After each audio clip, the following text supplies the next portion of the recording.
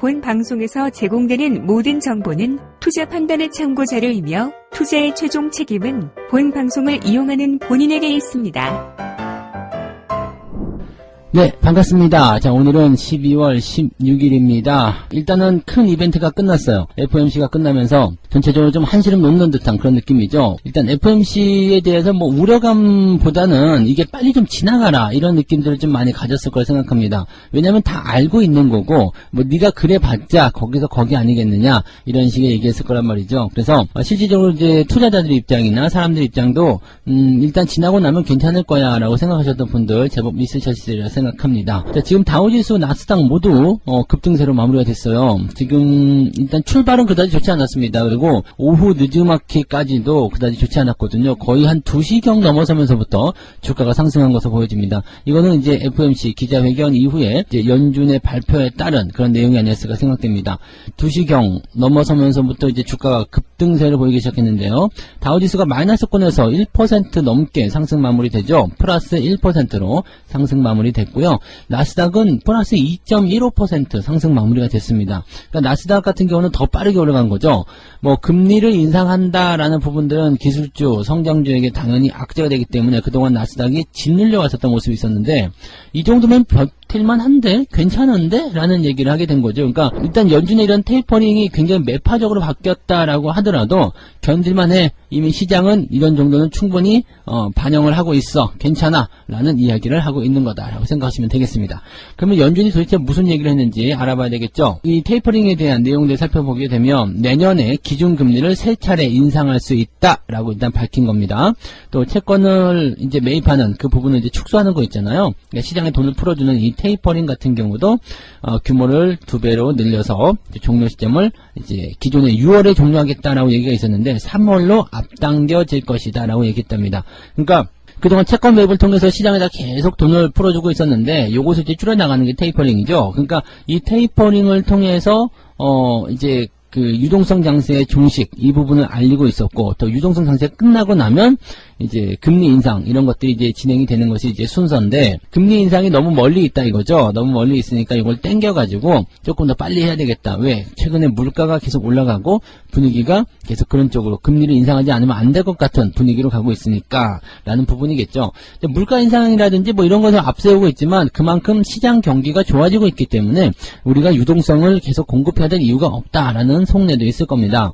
자, 그래서 내년도 금리 인상을 일단 3차례 할 수 있게 되는 배경은 원래는 2차례밖에 못하는 거죠. 왜냐면 테이퍼링이 6월에 끝나면 테이퍼링 끝나고 나서 바로 금리 인상하면은 조금 너무 인정머리 없어 보이잖아요. 그래서 6월에 테이퍼링이 끝나면 적어도 이제 8월달, 9월달 정도에 이제 금리 인상할 것이다. 그리고 나서 이제 연말에 한 번 더 해서 한 2번 정도 맞추지 않겠냐. 그런데 이제 그 이후에 나타나는 부분이 어떻게 됐냐면 이제 금리를 이제 2번만 하지 않고 이제 3번 하자. 네, 그렇게 들어가자. 이런 식으로 얘기가 나가게 되는 거죠. 그러니까 2번이나 3번이나 사실은 뭐 큰 차이는 없습니다만은 일단은 2번도 사실은 금리 인상에 대해서 굉장히 걱정하고 있었던 부분이었지만 3번 그 정도 받아들일게. 왜냐면 워낙 그냥 테이퍼링 때문에 막 그 압박을 좀 느끼고 있었고 또 뭐 경기가 회복되는 속도가 나타나는 것도 일단 그런 부분들이 계속 진행이 됐었던 내용이잖아요. 그러니까 그런 것들을 이제 어느 정도 받아들이자라는 입장으로 좀 가고 있는 것 같아요. 자, 그러면 지금 FOMC에서 결정된 이 부분들을 살펴보게 됐을 때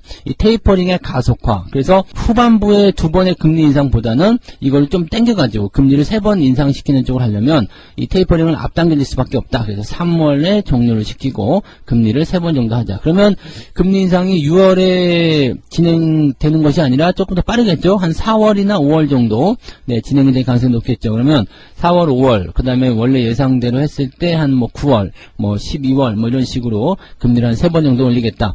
그 다음에 최종적으로 이제 금리를 올리는 부분은 2024년까지 총 8번 금리를 올리겠다는 얘기가 있습니다. 2022년, 즉 내년에 3번, 2023년에 3번, 그 다음에 2024년에 2번 정도 올릴 가능성이 높다. 물론 이것도 유동성이 있기 때문에 바뀔 수 있겠습니다만 그럴 수 있다라는 것을 우리가 판단하시면 되겠고요.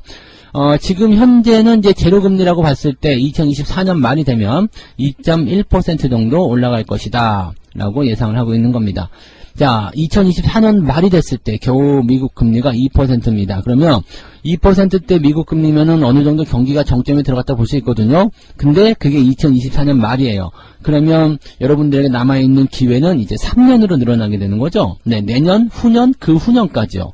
그러면 여러분들 경기에 대한 어떤 걱정거리보다도 앞으로 경제가 얼마만큼 더 성장하는 거에 대한, 얼마만큼 더 많이 올라갈 것인가에 대한 그런 부분들을 가지고 이제 우리가 고민해야 되는 거죠. 와, 얼마나 많이 올라갈까? 라는 생각. 자, 생각보다 큰 기대감을 가질 수 있는 그런 이번 연준의 발언이 아니었을까라고 생각합니다. 자, 금리가 고점을 찍는 시점이 경기가 고점을 찍는 시점이에요. 딱 그 부분만 기억하시면 지금 우리가 가야 할 길이 멀다라는 것만 잘 기억하시기 바랍니다. 자, 경제지표 나온 것도 한번 잠깐 살펴볼게요. 미국의 11월 소매 판매가 시장 예상치를 못 미쳤다. 이거는 완전 묻혀버린 재료가 돼버렸는데, 자, 일단 상무부에서 발표한 재료입니다. 11월 소매 판매가 전달보다 0.3% 증가했다라고 되어 있습니다. 10월 달에는 1.8% 증가한 바가 있지만 연기에 비해서 상당히 많이 줄었다. 이 소매 판매가 줄어든 이유는 뭐 물가가 좀 올라갔다, 뭐 그런 얘기가 이제 주요한 원인인 것 같아요. 그러니까 인플레이션 때문에 이제 판매량도 줄었다. 그러니까 인플레이션이 이제 적당히 되면은 괜찮은데 이게 너무 급하게 올라가게 되면 사람들이 이렇게 심리적으로 부담을 갖게 되고 매수를 못하게 되는 상황이 벌어지게 되는 거죠. 아, 이렇게 되면 안 되겠다. 이러면 안 돼요. 라는 얘기가 나올 수밖에 없거든요. 그래서 만약에 50원 하던 게 한 60원 올랐어. 아, 왜 이렇게 올랐어요? 라고 얘기하고 안 살 수 있는, 그럼에도 그냥 좀 10원 정도 더 주고 살 수 있겠는데 50원 하던 게 갑자기 100원으로 뛰었어. 어이구, 이거 뭐야. 안 먹고 말지? 그러고 갈 수 있죠.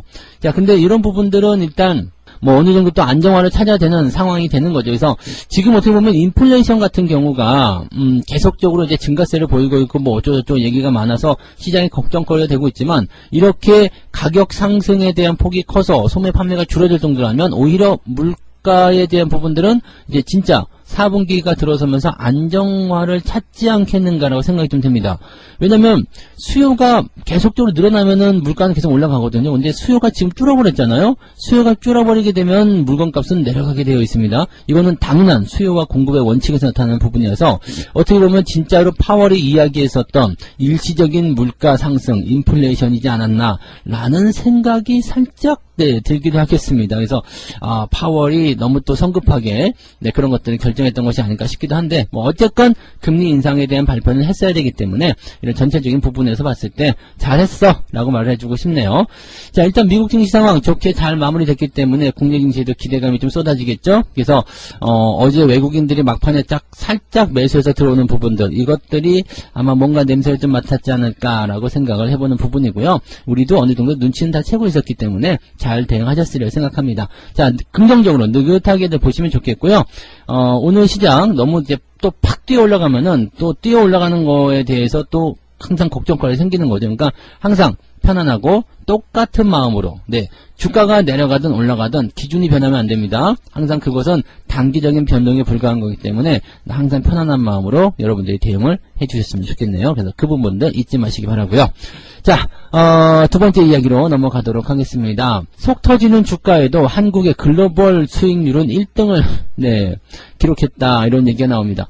자, 국내 증시의 최근 한 달간 수익률이 글로벌 1위를 기록한 것으로 나타났다, 이렇게 되어 있는데요. 이거 뭔 소리야? 라고 얘기 나올 것 같은데 올해 내내 다른 지역에 대비해서 뒤처져 있던 가운데 국내 증시에서는 큰 비중을 차지하는 메모리 반도체에 대한 시선이 긍정적으로 변하면서 주가가 올라갔다. 자, 지금 실제로 보니까 중국 같은 경우는 최근 한 달간 마이너스 7%, 독일은 마이너스 2%, 인도 마이너스 4%, 뭐 등등등, 이거 미국도 마이너스 1%가 기록이 된 모습이었어요. 뭐 이제 요거는 이제 어제 기준이었으니까 오늘 이제 미국이 치고 올라갔으니까 저 부분은 좀 다시 수정이 돼야 되겠네요. 그 다음에 브라질은 플러스 0.5, 대만이 플러스 0.5, 근데 우리나라만 플러스 2.1%가 올랐다. 그러니까 지난 11월 30일 대비해서 좀 많이 올라간 것도 있고, 최근에 우리가 좀 이제 주가가 11월 달도 그다지 썩 좋지 않았는데 12월 들어서면서 매수가 들어갔고 주가가 빵 튀어 올라가는 그런 효과가 아마 여기에 작용된 것이 아닌가 싶습니다. 근데 실제로 딱 봤을 때요, 글로벌 증시 수익률이 1등이다. 글로벌 글로벌 전 세계 국가에서 가장 많이 올라간 국가다 이렇게 얘기를 하지만 이 상승을 주도한 이 부분들이 지금 여러분들 이게 우리나라 증시에 약간은 문제점이라 볼 수가 있어요. 왜냐면 지금 삼성전자와 하이닉스에만 매수가 몰린 거란 말이에요. 근데 삼성전자와 하이닉스에만 매수가 몰렸는데 주가가 빵 하고 튀어 올라가는 거죠. 자, 여기 잘 보세요. 삼성전자와 SK하이닉스 각각 2조 원대, 그 다음에 삼성전자를 2조 7,500억을 매수를 했고요. 하이닉스를 지금 1조 400억 원 매수를 했습니다. 이번 달 들어서요. 이번 달. 지금 3주일이 채 안 됐는데도 이 정도 기간 안에 이 정도 사들인 거예요. 그러니까 전기전자 쪽으로만 무려 얼마를 사들인 거예요? 3조 8천억 정도는 매수가 들어간 거죠. 그러니까 이 내용이라면 어마어마한 거죠. 그리고 지금 같은 기간 내에 코스피에 대한 전체 외국인 누적 순매수가 2조 1,000억 원이다 보면은 지금 삼성전자 하이닉스만 3조 8천억, 그 다음에 코스피 전체 시장에서는 2조 1,000억 원. 그러면 뭐예요? 다른 것들은 팔았지만 삼성전자 하이닉스 샀다는 얘기가 되는 거죠. 그러니까 이 두 종목의 수급이 완전히 집중됐다. 이게 중요한 거거든요. 시총 상위 종목을 가지고서 주가를 끌어올리는 그런 형태의 모습이 나타나고 있다라고 되어 있습니다. 그래서 시장에서 지금 보여지는 부분에서는 코스피의 최근 주가 반등은 반도체에 기대고 있기 때문에 추가 상승이 제한적일 것이다 라는 얘기를 하고 있어요. 그러니까 뭐 삼성전자나 하이닉스에만 기대고 있는 상황이라서 여기서 만약에 삼성전자 하이닉스가 주가가 꺾이게 되면 지금보다 더 나쁜 상황이 나올 수도 있다, 뭐 이런 얘기가 좀 될 수 있는 거겠죠. 그래서 뭐 코스피 수익률이 전 지역에서 1위를 한 거는 반도체 영향이 가장 크기 때문에 이것만 가지고서 시장이 좋아졌다라고 보기 어렵다라고 되어 있는데, 저는 이것만 가지고도 시장이 좋아진다라고 볼 수 있습니다. 왜냐하면 자, 일단은 뭐 전기전자에 대한 부분들은 외국인들이 이 시장이 바닥을 잡고 치고 올라갈 때 가장 먼저 들어가는 업종 중에 하나예요. 그래서 우리가 삼성전자 하이닉스를 지난 10월 달부터 계속적으로 매수 의견을 가져갔던 것도 거기에 맞는 이야기고요. 자, 수급이 변화할 때 가장 먼저 진행이 되는 부분 중에 하나. 그 다음에 지금이 성수기 언제까지요? 1월 내년 1분기 초반까지거든요. 그래서 내년 한 1, 2월까지는 입학 시즌이 있는 그 구간까지는 일단은 이 삼성전자나 하이닉스 즉 이렇게 IT 관련 종목군들의 성수기가 진행이 된다라고 보시면 되겠습니다. 그래서 그 내용들이 있는 거고, 전통적인 성수기를 제외하고도 지금 이 시총 상위권 종목의 주가 상승률이 굉장히 이제 시장에 미친 영향이 크기 때문에 거기에 대한 부분들이 있습니다. 그 다음에 내년도 1월이 되면은요, LG 에너지 솔루션이 시장에 상장한단 말이에요. 얘가 지금 시가총액이 하이닉스를 넘어가냐 마느냐에 대한 부분이 좀 있는데, 얘가 만약에 분위기가 잘 풀려가지고요, 주가 상승률이 높아진다라고 한다면 또 시총 상위에서 이제 시장에 어느 정도 영향을 미치는 의미가 또 하나 생기는 거잖아요. 그렇게 된다면 주가의 상승률이 또 더 진행될 수 있는 모습이 나타나겠죠. 이 주가 상승이 왜 필요하냐면요, 삼성전자와 하이닉스만 계속 외국인이 사가지고 주가를 올리게 되면 우리나라 증시는 올라가거든요. 증시가 올라가게 되면 투자자들의 보는 입장에서는 지수가 올라가네라는 느낌이 받는단 말이에요. 지수가 올라가네라는 느낌을 받게 되면 어떻게 되겠어요? 그럼 사고 싶잖아요. 긍정적으로 바뀐단 말이에요. 투자 심리가 긍정적으로 바뀌면서 전체 시장이 올라가는 그런 형태가 나타나죠. 외국인들이 이걸 너무 잘 알고 있어요. 그래서 삼성전자, 하이닉스, 물론 얘네들이 지분을 많이 갖고 있기 때문이기도 하겠습니다만, 일단 이쪽으로 집어넣는 거 굉장히 중요한 부분이고, 그 다음에 시장 전체를 끌어올리기 위한 그런 모습을 보시면 되겠습니다. 약간의 지렛대 역할을 하는 그런 모습이죠. 키라고 보시면 되겠습니다. 시장 상승의 키, 그것이 바로 전기전자다. 그러니까 나중에라도 여러분들이 시장이 조정을 받고 반등을 준비할 때, 그럴 때는 뭘 봐야 되느냐? 삼성전자와 하이닉스의 주가 추이를 여러분들이 확인하시면 그 부분들을 여러분들이 충분히 잘 활용하실 수 있다는 것을 참고하시면 되겠습니다. 자, 그래서 오늘 여기 두 번째 이야기 지나가고요. 자, 세 번째 이야기 넘어가도록 하겠습니다. B2가 좀 줄어들게 될 것인가, 여기에 대한 이야기. 신용융자 이 금리에 대한 이야기예요. 이번 달부터 NH투자증권, 메리츠증권 등 3개의 증권사에서 신용융자 거래에 기존 금리 인상과 맞물려서 신용융자 금리 인상을 결정하는 회사들이 하나둘씩 늘어나고 있는 상황이다. 이거 지난번에 제가 얘기해드렸던 부분이 있죠. 이 DB투자증권이 이번 달 1일부터 신용융자율을 0.2%씩 올렸잖아요. 그래서 이 금리 인상에 대한 부분도 지난번에 제가 한번 시황을 통해서 설명드린 적이 있어요. 근데 그때 나왔었던 이야기들은 증권사에서는 뭘 조절할 수 있고 어쩌고저쩌고 자기들이 스스로 이런 금리에 대한 부분들을 충분히 알아서 할 수 있기 때문에 우리는 기존 이 신용융자에 대한 금리 인상 없어요. 이런 식의 얘기를 했었단 말이에요. 그래서 제가 그때 그랬죠. 니들이 안 올릴 수 있겠니? 라는 얘기를 했었단 말이죠. 근데 딱 아니나 다를까 지금 2주 정도 지났잖아요. 2주도 안 지난 것 같은데요. 네, 그 정도 지나고 나니까 바로 그냥 또 금리를 짜잔 하고 올리겠다. 와, 근데 제가 그때 이 DB투자증권의 그 장기 금리에 대해서 이자율 높다라고 얘기 많이 했었잖아요. 근데 다른 증권사들은 어마어마하네요. 네, NH투자증권 같은 경우는 0.4%포인트를 인상, 이야, 0.4%포인트요. DB투자증권이 그냥 0.2% 올린다고 했고, 야, 이것도 세게 올리네 그랬는데, 0.4%포인트를 인상시킨다. 그래서 얘네는 지금 보면은, 61일 이상인 경우에는, 네, 기존에 9.3% 받았던 건데, 지금 9.7%로 조정한, 야, 신용 이거 쓰면 안 되겠네요. 그죠? 이 신용이라는 부분들을 당연히 이제, 생각하시는 분들도 많이 계시겠지만, 실질적으로 이런 신용에 대한 이자나 이런 비용을 전혀 고려하지 않는 분들 굉장히 많아요. 짧은 기간이기 때문에 짧게 쓰고 주지 그러면 이제 얼마 안 나가면 이렇게 되는데 대부분 신용을 빌려가지고요 짧게 해서 돌려주는 경우를 거의 보지 못했어요. 네, 그냥 풀로 끝까지 쓰고 한 번 더 연장하고 막 그랬다는 거지. 이런 살인적인 그런 어떤 이자율을 여러분들 그대로 받아들이면서 주식 투자를 하면서 또 이것이 뭐예요? 또 주가가 떨어지게 되면 증권사는 손해 볼 일이 없어요. 왜냐면 반대 매매 들어가 버리면 되거든요. 그러니까 여러분들이 이런 것들을 좀 주의를 해서 하셔야 되지 않을까 생각됩니다. 어쨌건 이렇게 신용융자가 계속 올라간다는 거, 이 대출 금리가 올라간다는 부분은 일단 빚내서 투자하기가 어려워졌다는 얘기가 되는 겁니다. 빚내서 투자하기 어려워졌다라는 것은 다시 말하면 빚투가 줄어들게 될 것이다 라는 얘기가 되는 거죠.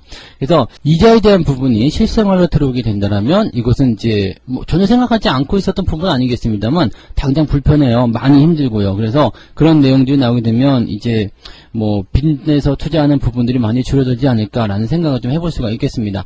자, 그리고 증권사들은 일단 조달금리가 올라가기 때문에 다 같이 또 일제히 금리를 올릴 수밖에 없을 겁니다. 그래서 그거는 변하지 않는 그런 내용이라고 보시면 됩니다. 그래서 우리는 금리 안 올릴 거예요. 걔네가 무슨 자선사업하는 애는 아니잖아요. 그러니까 무조건 올라간다 보시면 됩니다. 그래서 금리 인상에 대한 부분들 우리가 항상 고려해서 생각하셔야 되는 거고요. 자, 어쨌든 금리 이용에 대한 어떤 부담감이 커지다 보니까 거기에 대해서 어느 정도는 이제 빚내서 투자하는 그런 빚투가 좀 줄어들지 않겠느냐 이런 전망을 해볼 수는 있을 것 같습니다. 그래서 그 내용들 잘 참고하시면 좋을 것 같아요.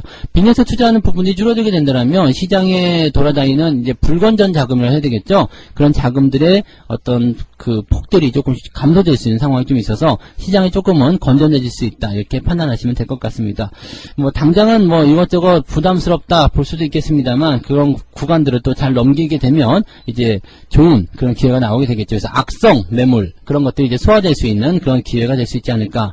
자, 그러면 저점에서 털린 개인들 입장에서만 상당히 좀 열받는 상황이 좀 될 수 있을 것 같아요. 자, 지금은 어쨌건 시장 분위기가 많이 좋아지고 있는 상태이다. 그래서 빚내서 투자하는 이런 자금들까지 줄어들게 된다면 저점권에서 살아남은 사람들에게 좋은 기회가 될 수 있는 그런 장이 올 것이다 라고 보시면 되겠습니다. 살아남고 계심을 축하드립니다. 네, 자, 오늘도 화이팅 하시고요. 저는 장중시황에서 돌아오겠습니다. 고맙습니다.